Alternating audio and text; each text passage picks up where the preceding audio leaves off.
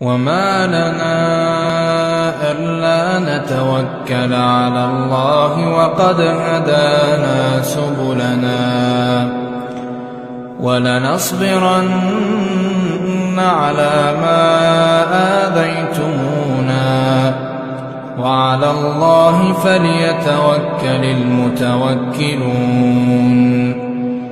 وقال الذين كفروا لرسلهم لنخرجنكم